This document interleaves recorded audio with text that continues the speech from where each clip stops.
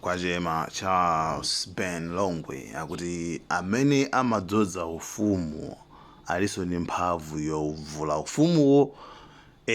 Ndiye samakudziwa zimene iyeyo akutanthauza. Guys, let's just listen to this guy. Ndikulandireni okondedwa omvera lero lino pa 7th of February 2025, and it happens to be on Friday, while my time says 45 minutes after 13 hours, which is quarter to 2 chigawo chimene chakumasana, ndipo mbwalo limeneli muli ndine sa Charles Ben Longwe.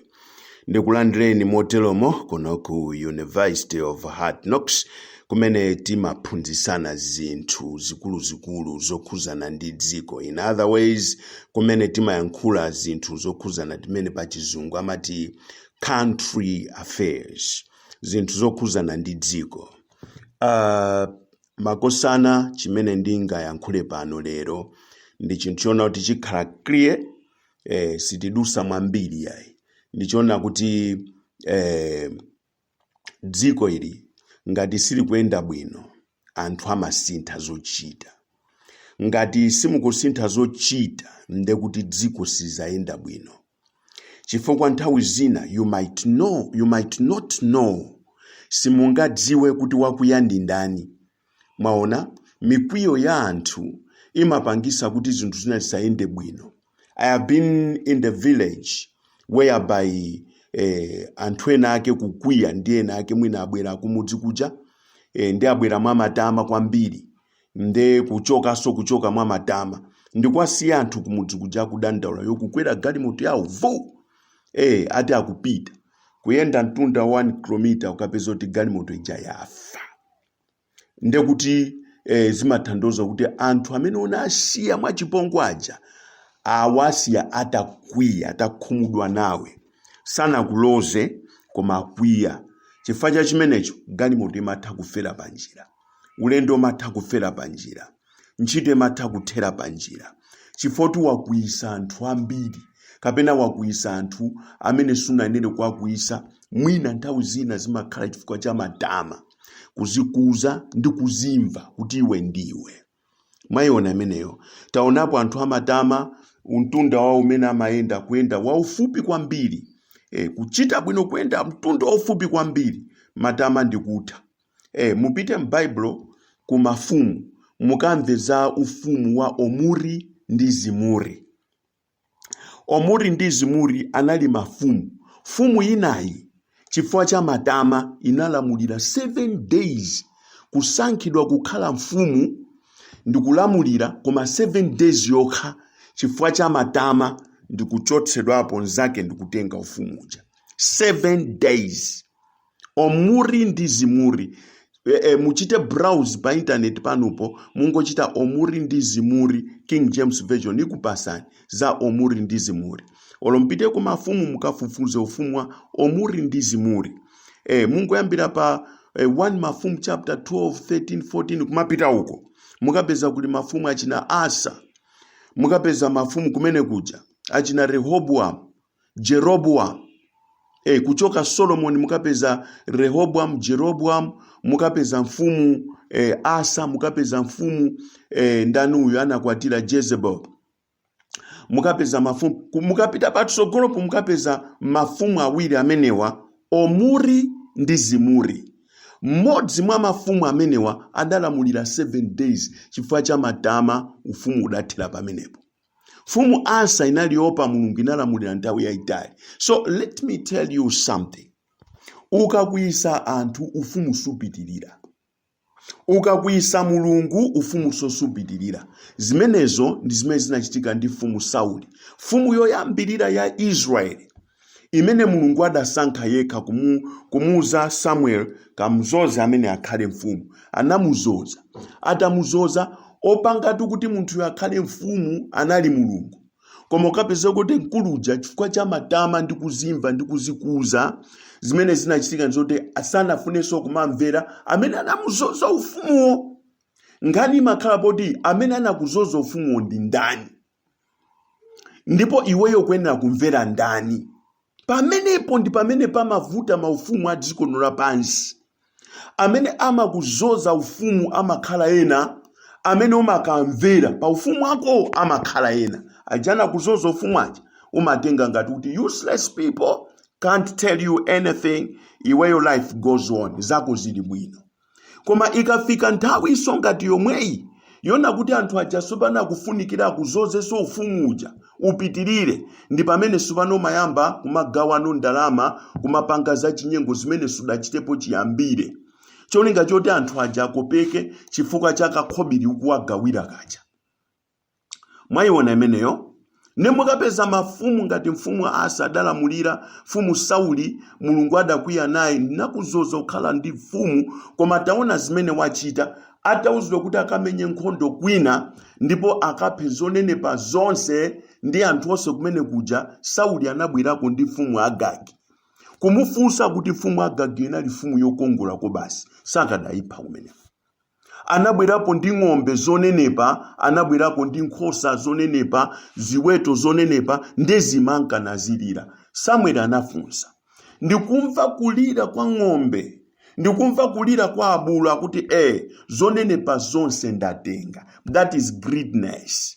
Anthu kwaika pa ufumu ndikumafuna zonenepa azinyamula iwo, zonenepa azitenga iwo, zonenepa azitenga. Ndi zimene zidalepheretsa ufumu wa Sauli umene Mulungu adamusankha kumulepheresa kuti ufumu walephereka sizitheka apa. Samueli, tenga nyanga yako izaze ndi mafuta upite ku Benjamin mu nyumba ya Jese mmene mukapeza munthu wina ukamzoze ufumu. Nde Samueli atenga nyanga yake kuzazamo mafuta, ulendo kupita ku Benjamini, ku banja la Jese. Kumene kuja anakampeza Jese akuti anakwali kuti, akuti ananga ndi awali apa. Anamba kumodzimodzi kumayesa kumuzoza, anamba Eliabu, chifukwa Eliabu anali chijayanti chodziwa nkhondo, chinyamata chokongola chachitali, akuti mfumu ndi imene. Kuti azizoza Mulungu akuti ayi, sinamusankhe na ameneyo iyayi. Mayiona ameneyo, Mulungu amakhala very sensitive posankha maufumu. Amene ine sindidamusankhe, ndi chijayanti cha mphamvu zake uma sindachitani ine, sindachisankhe iyayi. Mpakana onse kutha, Mulungu kukana. Mulungu mpaka ufika poti pakuti ine sindiyang'ana kunja kwa munthu koma ndimayang'ana nkati. Mayiona, ineyo I don't go for an outward appearance because I'm not a man. I go for an inward appearance. Nkati mwa munthu ndimene ineyo ndimaona. Ndiye kunapezeka kuti onse anaja palibe mmodzi. Ndiye Samueli adafunsa kuti mulibe wina akuti ameneyo ndiye pana kununkha ndowe, ameneyo ali kubusa akujesa chani nkhosa kuti muyitaneni sindikhala pansi mpaka amene abwere. Ndiye atabwera ameneyo dzina lake Davide ndi amene adamuzoza ufumu. And you know what?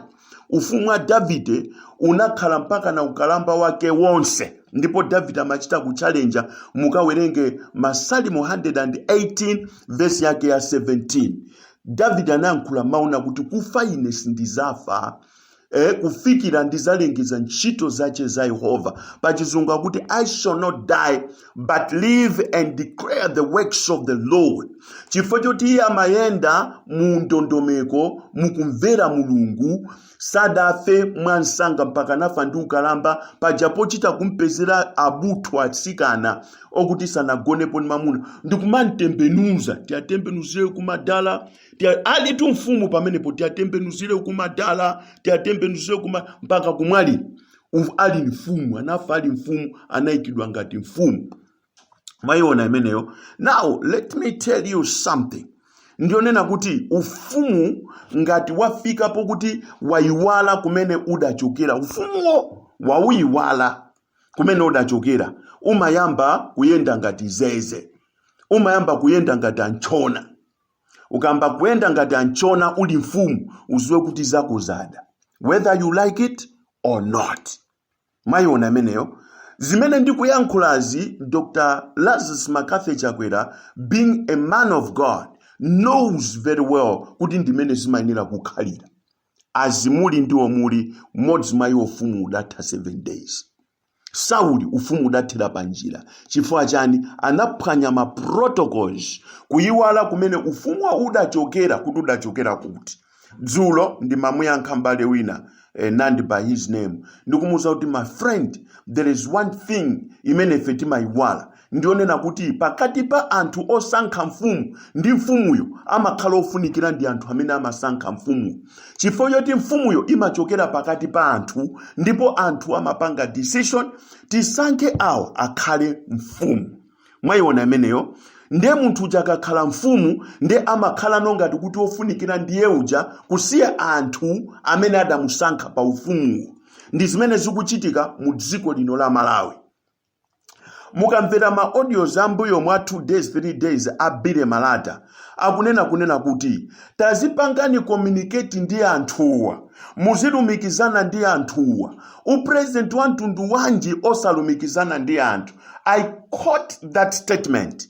That statement is so powerful. Ndi statement ya mphamvu yoneka yonyozeka, yoneka kuti munthuyo mwina mumadana naye inde, koma that is very powerful. Zimene a Dr. Lazarus Makafe Chakwera pa 5 years alephera kuchita communicate ndi anthu, ndipo ndizosatheka kunena kuti now a period of 5 months akayambe kuchita communicate ndi anthu. Now you know what Dr. Lazarus Makafe Chakwera is doing? Chifukwa chona kuti alephera kupanga ubale ndi anthu mdziko muno amene adawasankha ndi kuwayika pa ufumu umene ali, ndi zimene akupanga zokuti ndrama zimene ali nazo sizoti anazitenga kuti ndi zimene akumagawira anthu mudzimu mulilongwemo kumapasa anthu ma 800,000 for what?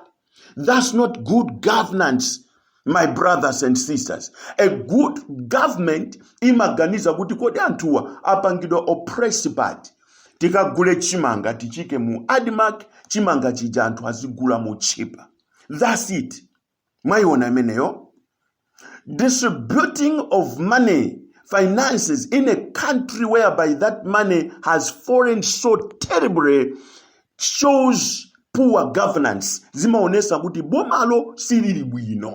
Chimene chocho muchidziwe. Mukasapita dziko lina lonse ndikapeza kuti zinthu sizili bwino. Maiko ena amagawa ndrama. Of course South Africa ndi imene ndi Mandela Foundation imene amapereka kwa wina aliyense, mwana wina aliyense, and there is protocols imene machitika pamenepo.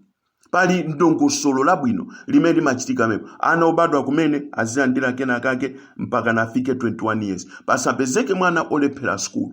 Mwayiona imeneyo? Ndrama imeneyo mwana azipita ku school azikaphunzira. Zofunikira zizigulidwa. That's it. Ndekuli azigogo amene amandira so ndrama amati pension ya azigogo. Kadagwirapo ntchito, kasadagwirepo ntchito, gogo aliyese amandira pension. That is ku South Africa. Pasapezeke gogo ogona ndi njala. Ayi, kunoko kumalawi ndizachisawawa. Akupereka ndrama kwa anthu amene awazungulira ndina zote ngwapasa ndrama. That's poor. Imene maonesa kuti nthawi ya Kamuzubanda, even though he was a dictator, amatenga ndrama ukazika ku Sugar Company of Malawi, Sukoma, sindufuna sugar kwere mdziko muno. Kutenga ndrama ukapereka ku Liver Brothers, sindufuna anthu azigula sopo modula mdziko muno. Mwayiona imeneyo? That's how to run government. Ngati mutu wako okuyenda bwino ndimene zimayenera kuchitikira. So pano munthu akayiwala kumene ufumu wachokera, ainyache aufumu ama uvula. That's how my Bible tells me. Zimene ndikuyankhulazi ndi zimene Bible langa limandiuza ine. Olo wina wakati andifunsa ndinena kuti ndimene zimakhalira ndi protocol, it's a procedure mene zimakhalira. Munthu akayiwala kumene ufumu wachokera, ainyache aufumu ama uchotha. Kandi ufumu wa Satana njerekezi ama uvula ufumu kuti achimwene kunoko sitipanga choncho iyayi inuyo basi khani pansi zako zata. Kandi ufumu wa dziko lino anthu akusankha, anthu aja akaona kuti iweyo ukuyendera yako amati si zimene tidakusankhirani tu bwana. Mwayiona imeneyo, ufumu tikutenga khani pansi. Kamupite kwa mulungu kumene kulibe kothawira makosana. Upite kwa mulungu kumene ufumu udachokera kwa mulungu matumpa kuti adandipasa ufumu ndi mulungu. Adandipasa ufumu ndi mulungu makosana. Mulungu amautenga ufumu so terribly. Mochitisaso manyazi ndikupereka kwa mwana. Chifukwa chani? Chifukwa chona kuti iweyo wayiwala kumene ufumu udachokera ndesukutsatira ndondomeko za ufumuwo ndi amene adakusankhira pa ufumuwo. Pakati pa iwe ndio kusankha ufumuwo paoneka kuti ubale palibe. Ndefe kuti ubale palibe eniya cha ufumu amayenera kuti autenge aulande. Ndifake mumamva kuti ayi afumu akuti ufumu jaulanda apa sauje samayendesa bwino ufumu. Mwayiona imeneyo? Samayendesa bwino ufumu. Iya yafumu akuti angofa mosadziwika samayendesa bwino ufumu. Mwayiona imeneyo? Mdziko muno mwakhala mukugwa kwacha since Dr. Lazarus Makafe Chakwera took over as a president. Zimenezo suzukhuzana ndi Cyclone Freddy. Mene Cyclone Freddy amabwera mdziko muno kwacha ikugwa kale. Sizukhuzana ndi COVID-19 because that is like a hiding place. A place of refuge. Po bisalirapo pakumakhala pamenepo. Mene a Dr. Lazarus Makafe Chakwera amatenga dziko lino 2020 kuchoka mmanja mwa Professor Arthur Peter Mutharika kwacha yathu inali stable. COVID-19 yo ilipo. Mwayiona imeneyo? Ma disasters enawo alipo, zidalipo zimenezo. Mavuto enawo alipo kwacha inali stable. Abwera Chakwera mu COVID-19 momwe muja kuyamba kugwetsa kwacha ndikumanamizira COVID-19. Nkati mo ndikubwera nkhondo ya Russia ndi chani dziko lija ndikapeza kuti ayamba kubisa lanso kumene kucha. Mulungu ndikwachititsa manyazi dziko la Russia mkati mwa nkhondo ndikuwatumizira fertilizer gawira anthu ako osauka azidya chakudya akalimi kumunda. Chakwera kutenga fertilizer uja sadagawe kwa anthu. Moti ne Benlongwe ndikanakhala munthu wa ndrama ndikanachita su dziko la Russia ndi Morocco. Kuna kuti tatiuzeni bwino musamati namize ifeyo ngati dzitsiru. Kodi fertilizer amene uja mudapereka kuti wachani ndipo adapita kuti kapena mudampasa ndani mudatinamiza kapena tikanapangira su amenewo ibwere mu court nkhani timve bwino kuti fachani matitenga ngati zimbowa zoti muzitinamiza mwatipasa fertilizer mukutenga fertilizer mukumpasa wina wake. If you are taking the donation ndikumpasa munthu mmodzi, don't say kuna kuti mwapereka ku dziko lonse la Malawi kwa anthu osauka. No. Mwayiona imeneyo? Nkhani ili pano ndi ya ufumu mabwana. Ufumu kakha kuti sukuyenda bwino pakati pa mfumu ndi anthu amene adamusankha. Anthu amene adamusankhawo ali ndi mphamvu yonchosa ufumu ndikupaseni zisanzo. Ine ndi Charles Benlongo chokera kuno ku University of Hard Knocks achimwene. 2008 president wa South Africa nali Thabo Mbeki. Kuli crisis ku Zimbabwe, ziko lonse likudziwa kuti ku Zimbabwe kuli crisis. Asadika anatuma Thabo Mbeki as a chair. Tapita nimukachite monitor situation ya ku Zimbabwe. Pamene ma Zimbabweans were flocking into South Africa ndikumagona machalichi kumagona miseu. Joburg yose chaita sokonekera. Mwayiona imeneyo? Thabo Mbeki anapita ku Zimbabwe kwa alamu wawo imeneyo malemu Robert Mugabe ndipo ananamizana kumene kuja ndikubwera ku South Africa akuti ndinali ku Zimbabwe kulibe vuto lina lililonse. Izi zinakuisa aniyache aufumu African National Congress ndi dziko lonse la South Africa kuna kuti this guy there is no leadership. You know what they did? Anamuza kuti step down baba. Kutasala 2 years kuti akwanise zaka 10. Kutasala 2 years step down with that statement yaonesa kuna kuti there is no leadership in you. Tina kupasa utsogoleri ndife ndipo fatina kupasa utsogoleri ndife ifeyo a National Congress African National Congress tikuti step down baba. Thabo Mbeki anachita step down ndipo ufumu wao udatera pomwepo ndimene zidatera. Munthu wanzeru wa mabuku koma utsogoleri osempana ndi wanthu nde adamuchotsa. Mwayiona imeneyo? Kuti atachoka menepo anayika Monhlanhla. Montlange anagwirizira ngati ufumuwo ngati interim government kuti mpakana atifikise kuzisankho. Mwayiona imeneyo ndi Montlange analamulira kwa 2 years kokha ndi kukhala pansi. Sadayimireso kuti yapoti ndineyo mwakuti kukanakhala kumalawi kuno akanakakamira pampando poma adangogwirizira upresident ufa Thabo Mbeki ainiyaka ufumu aulanda.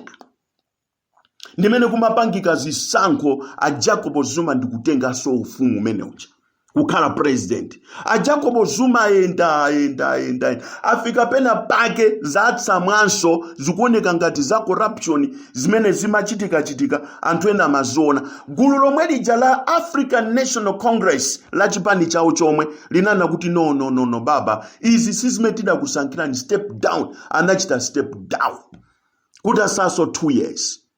Asirio la maposa angopulumukira nkamwa mwa mbuzi pang'ono chabe. Ndeni funa ndikuwuzeni kuti ainiache aufumu akaona kuti mfumu tidasankha isi kutithandiza mdziko muno, the only option imene amakhala nayo ndi kuchotsa ufumu wawowo. Mwayiona imeneyo?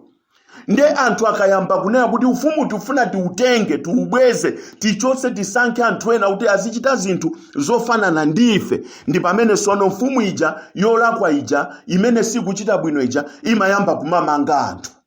Mwayiona imeneyo? Ndi zimene amapanga Dr. Isingisa Mzubanda, ndi zimene akupanga Dr. Lazarus Makafe Chakwera. Pano sindingachoke ngakhale mudandisankha ndinu mukandizuzula ine ndizikumangani. Ndi zimene zakhala zikuchitika mdziko muno. Koma ndifuna ndikuwuzeni kuti ainyacha ufumu ndi ainyacha ufumu akaufuna olo iwo utalimbalimba mwa mtundu wanje amautenga chifukwa ufumuwo ndi wawo anangokuvekani. Ndifake kumakhala inauguration tiyentikazoze ufumu aja tasankha aja ndi amakuzakuzoza ufumu wacha inyache aufumuwo. Wayiona imeneyo? Ndi mmene zimakhalira ndondomeko zake mabwana, ndi mmene zimayenera kuchitikira. Communication pakati pa anthu ndi mtsogoleri ngati palibe mtsogoleriwo umachotsedwa umalandidwa olo kwa Mulungu kumwamba kwa Allah.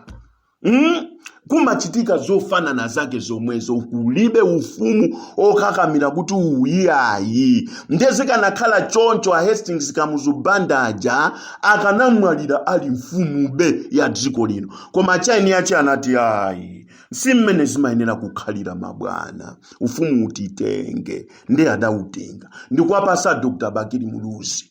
Anthu sadali nawo vuto a Dr. Bakiri Muluzi zaka zawo zonse 10 ndikumaliza. Abakiri Muluzi aja ndikutisankhira mtsogoleri malemu bingu wa Mutharika mzimu wonse mwamtendere. Amalemu bingu wa Mutharika atabwera anaonesanso mtsogoleri chifukwa amakana zimene akupanga Chakwera pano, amana kuti ine sindingagwetse kwacha amene akufuna mdziko muno achoke. Mwayiona imeneyo? Ambassador waku Denmark adathamangisidwa within 24 hours. Move out from my country. Nyamuka within 24 hours usamuke muno. Ine sindingagwetse kwacha mdziko muno chifukwa ndikagwetsa kwacha tomato azadula, anyezi azadula, anthu anga azavutika. That's leadership. Yo maganizo kandi ma brains akuluakulu oyendesera dziko. Ine ndi Charles Ben Longwe. Danani nane koma chilungamo changa chiyende ngati madzi makosana. Lero mundimve kuti ndikuti chiyani lero. Mwachifatse mwachidule. Profesa bingu wa Mutharika adakana kugwetsa kwacha singachite nkomwe chifukwa ndikangogwetsa kwacha imene anthu anga dziko munamene ndikuwasogolera ine azazunzika kuopsa tomato amene azamugula modula amanama. Kodi anali chitsiru? Nkulu amene jatu ofunika timpemphe Mulungu tindzutsa abwererenso. Chifukwa utsogoleri wativuta mdziko muno tili ndi anthu amene utsogoleriwo mulibe mwa iwo. Mwangokhala nkhope zokongola zooneka bwino, ovala masuti, ovala mataya redi, akamaoneka pali waliwali, koma mkati mwawo ndi mmene Mulungu amanena kuti ine sindiyang'ana kunja kwa munthu koma mkati Malawi. Kodi mkati mwa amene mukufuna kumusankhaso pano mkati mwake muli motani? Ndilekeze pamenepo munali ndine Sir Charles Ben Longwe mwakoma nonse mukhale ndi tsiku lopambana. Thank you. God bless. God bless. God bless. Mwaiona meneo. Namba yanga ndi +2 65980 7528284. Ndili ku Malawi konkuno kumuzi kwathu ndi kuNkhara Bay. Ndikuti 0980 7528284 ndi namba yanga imene pa WhatsApp ine Charles Ben Longwe. Ndili konkuno ku Malawi kusakatula chilungamo chiyende ngati madzi. Ufumu ukakanika ngati sukutheka ainiya cha ufumu amautenga. Kaya ndi Satana amatenga ufumu wachi, kaya ndi Mulungu amatenga ufumu wachi, kaya ndi anthu ufumu wa mautenga. Nanga sipalibe kugwirizana pakati pa inu amfumuno ndi amene adakusankhira ndifo ufumu timachita kusankha makosana. Palibe amazika ekha ufumu timachita kusankha. Ndiye ukasankha kuti ine ndi anthuwa ufumu wanga ndizingoyendesa ine ndi ananga ndi achibale. Apamene amene anakusankha si anako si achibale si ma friends yo ainiya cha ufumu aufuna. Chaka chino cha 2025 ainiya cha ufumu akuufuna. Ineso Ben Longwe ndikubwereranso pansewu. Ndanena kale kuti Zomba, ndanena kale kuti Blantyre, ndanena kale kuti Mulanji, ndanena kale kuti Mangochi. Ineso Ben Longwe ndikubwereranso pansewu. Ndikubwerera. Zikomo kwambiri. God bless and have a wonderful day. Thank you. Thank you. Thank you.